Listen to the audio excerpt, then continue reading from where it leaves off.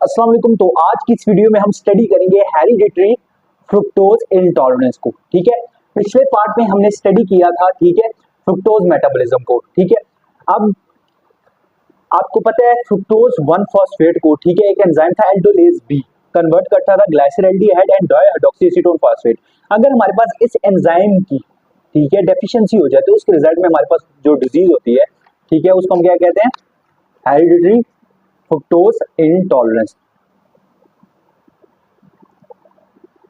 ठीक है, अब जब एल्डोलेज बी की हमारे पास डेफिशिएंसी होगी तो हमारे पास फ्रुक्टोज 1 फॉस्फेट का लेवल क्या हो जाएगा, बढ़ जाएगा। अब आपको पता होना चाहिए, ठीक है, फ्रुक्टोज हमारे पास मोस्टली कहां मेटाबोलाइज हो रहा होता है, लिवर में, किडनी में और इंटेस्टाइन्स में।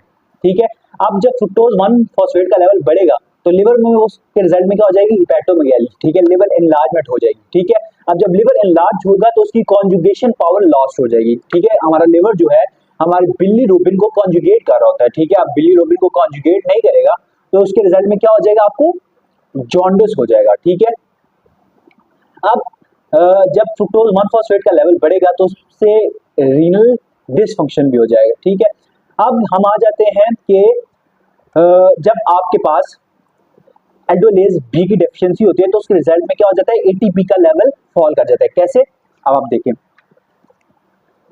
अब आपको अगर पिछले पार्ट की वीडियो ली हुई है, ठीक है, तो उसमें मैंने बताया था कि फ्रुक्टोज जब मेटाबोलाइज होता है, ठीक है, उसके रिजल्ट में हमारे पास क्या बनती है, एटीपी।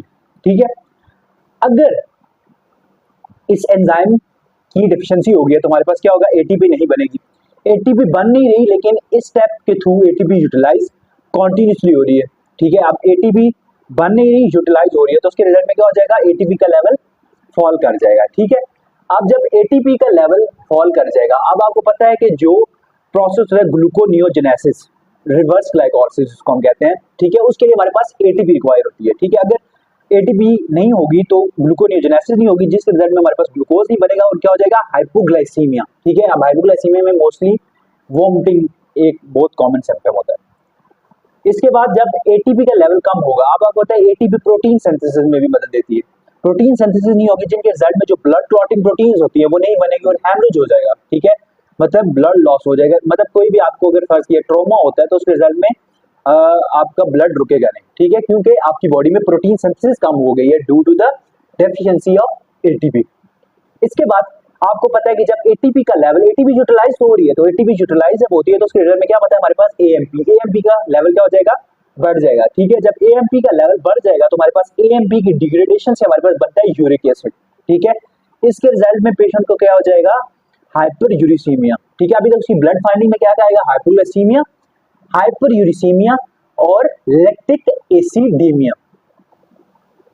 और उसको और क्या क्या सिम्टम्स आएंगे, उसको vomiting, haemorrhage, liver enlargement, jaundice and renal dysfunction. ठीक है, उसके बाद हम आ जाते हैं डायग्नोसिस पे। ठीक है, डायग्नोसिस की बात करें तो हम उसका urine fructose level test check करवाते हैं। ठीक है, अगर फ्रुक्टोज का लेवल हाई है तो उसका मतलब उसको क्या है, हेरिडिटरी फ्रुक्टोज इंटॉलरेंस। ठीक है, लेकिन आपको पता है कि फ्रुक्टोज का लेवल यूरिन में तो फ्रुक्टोज यूरिया में भी बढ़ जाता है, तो हम क्या करवाएंगे, एंजाइम से करवाएंगे यूजिंग लिवर सेल्स। लिवर में हम चेक करेंगे जो एंजाइम है एल्डोलेज बी, उसकी डेफिशिएंसी तो नहीं है। ठीक है, इसके बाद हम देखेंगे इसका ट्रीटमेंट। ट्रीटमेंट हम इसका कैसे करेंगे, हम रिमूवल करेंगे of sucrose and fructose from diet. अब नॉर्मली आपको पता है कि जो हमारे पास हेरिडिटरी फ्रुक्टोज इंटॉलरेंस डिजीज, ठीक है, ये हमारे पास एसिम्प्टोमेटिक है, मतलब सिम्टम्स कोई नहीं आते इसमें। लेकिन जब भी बेबी को आप लैक्टोज कंटेनिंग मिल्क या कोई भी ऐसी डाइट देंगे जिसमें फ्रुक्टोज या सुक्रोज का लेवल हाई होगा तो उसके रिजल्ट में क्या होगा, फ्रुक्टोज 1 फॉस्फेट का लेवल बढ़ जाएगा, लिवर में क्या हो जाएगी, हिपैटोमेगाली हो जाएगी, रीनल डिसफंक्शन हो जाएगा, कॉन्जुगेशन पावर लॉस्ट हो जाएगी ड्यू टू हिपैटोमेगाली, जिसकी वजह से क्या हो जाएगा, जॉन्डिस हो जाएगा। इसके बाद फ्रुक्टोज 1 फॉस्फेट का लेवल कम होगा, जब फ्रुक्टोज मेटाबोलाइज नहीं हो पाएगी तो एटीपी का लेवल कम हो जाता है, जिसके वजह में ग्लूकोनियोजेनेसिस नहीं होती, हाइपोग्लाइसीमिया हो जाता है। एटीपी का लेवल कम होगा, प्रोटीन सिंथेसिस नहीं होगी तो उसके रिजल्ट में क्या हो जाएगा, हैमरेज हो जाते हैं। ठीक है,